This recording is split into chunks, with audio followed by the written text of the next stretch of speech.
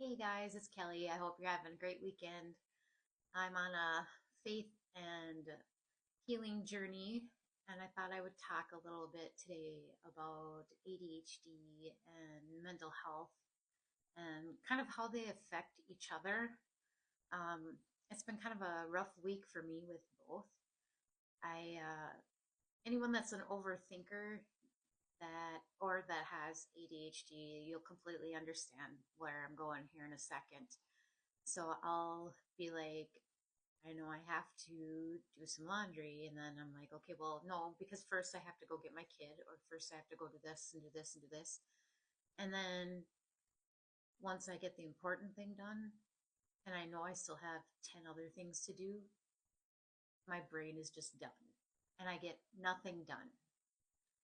And it affects you mentally because you feel like you're lazy and you should be able to do this, and it's not even, and I'm starting to not even like the word should anymore when talking to people. And I know I've done it too.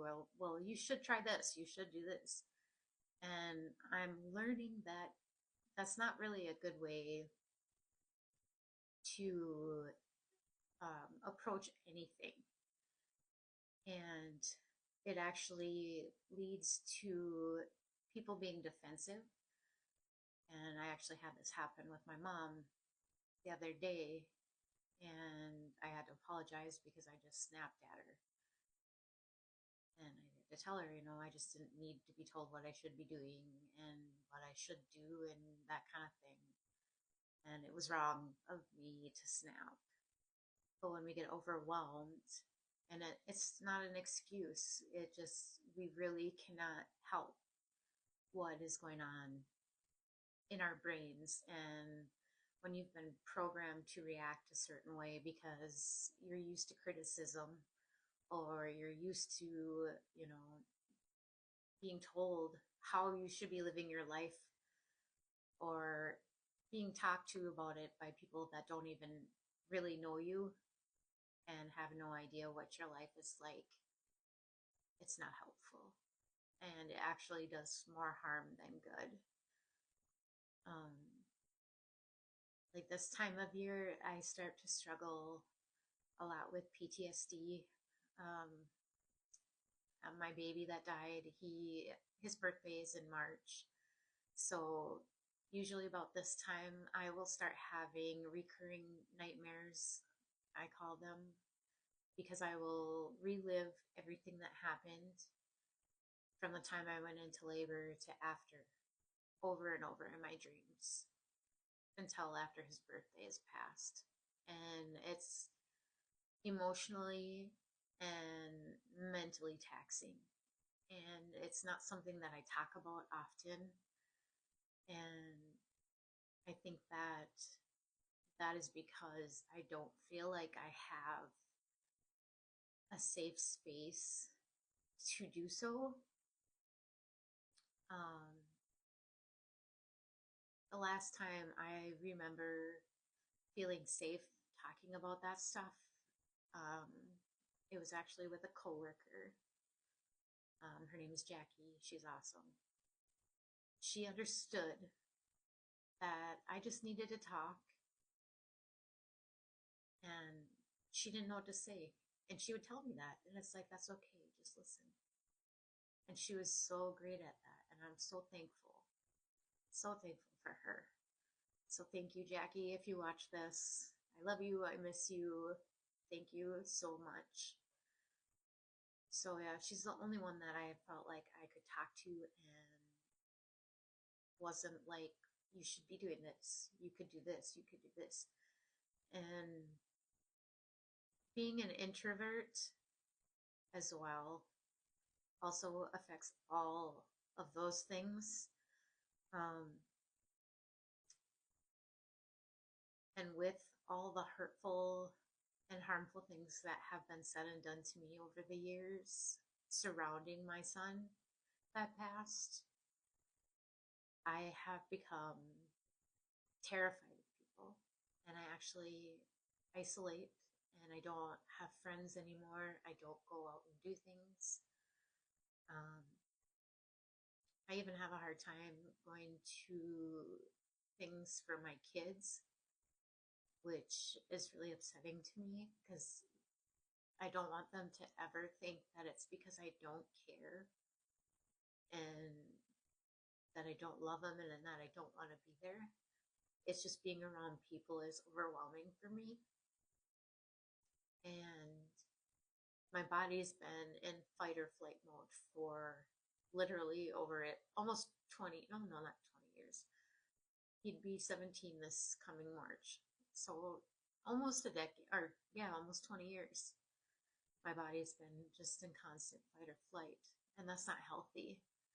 So I'm working with a trauma therapist and working on more introspection and what my side of things, and or not my side of things, but my part in things, in relationships, in that kind of conversations, what that is.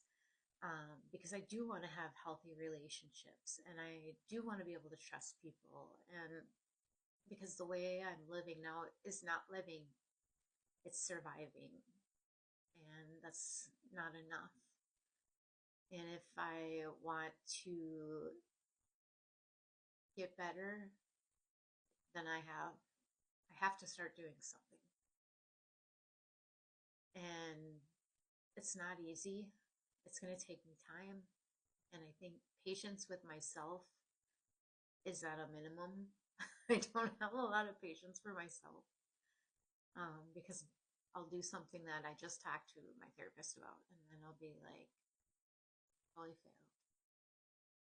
And he tells me that that's not a failure, it's a learning experience. And the fact that I picked up on it is a good sign and a step in the right direction. And as you can tell, I am all over the place, and that's the ADHD. Like I am here and there and everywhere, and I go back and forth, and it's just whatever pops into my head, and it takes me off in that direction. So that is hard to deal with too sometimes, and it it really affects how I interact with people as well. Um, I think I cut people off and be like, "Oh yeah, I was just da da da," da," and it's not because I'm trying to interrupt and tell my story. It's because, oh hey, I understand because I was there. I know exactly what you're talking about, but it doesn't come across that way, right? It comes across as I'm being rude and I'm interrupting. I'm only caring about what I'm talking about and ignoring them. So there's a whole big world that needs to be looked at, and I think one of the things that I'm learning is that spiritual health is a lot more important than what we're led to believe. We're taught, you know, mental and physical. Well, we're spiritual beings. I mean, there's so much proof of that. No matter what you believe, there's so much proof of that. And I think when our spiritual health is down, it doesn't matter how good your physical is because you're still not going to feel right. There's still going to be something you feel is off and you're not going to know what it is. And I know I struggled with that for a long time. And sadly, it took my grandma passing away for me to start digging back in and realizing that that was a big part of my problem and a big thing that I overlooked. And because it wasn't that I didn't believe in God, but I wasn't pursuing Him. I wasn't reading the Bible. I wasn't doing a lot of things that I should be doing. There's that word again, should. But now I guess since I'm reading the Bible and I am following more of a Christian lifestyle, it's all a step in the right direction. And again, it comes back to patience and knowing that it takes time. And I can say with 100% certainty that I have never felt more at peace with things than I do right now since I have started to read the Bible and get back into faith and working with a prayer ministry and then starting my own prayer ministry. Um, and I think that is part of because that's who I am is I've always been a caretaker. Um, and I usually care more about other people than I care about myself and to my own detriment. And that's something that I also need to work on. So, so this doesn't get too long. I guess I will leave it at that and just try to be more accepting when people say that, hey, I'm depressed or I have anxiety, I'm suffering with this, I have this. It's not fun. It's not easy to say. And yeah, there are people that use it for their advantage. And that's wrong. That's very wrong. Because there are those of us that really truly are suffering. And it makes it incredibly hard for us to get the help we need because it, people think you're just being lazy and you don't want to do this and you don't want to do that. And it's not because I don't want to, it's because I really can't. So I kind of want people to understand that. And when you have a multitude of things going on like I do, like, because I have anxiety, depression, PTSD, ADHD, I've got a lot going on upstairs. And to try to sort through that when you haven't dealt with it in your entire life until the age of 45, that's a lot to sort through and process. And it's difficult.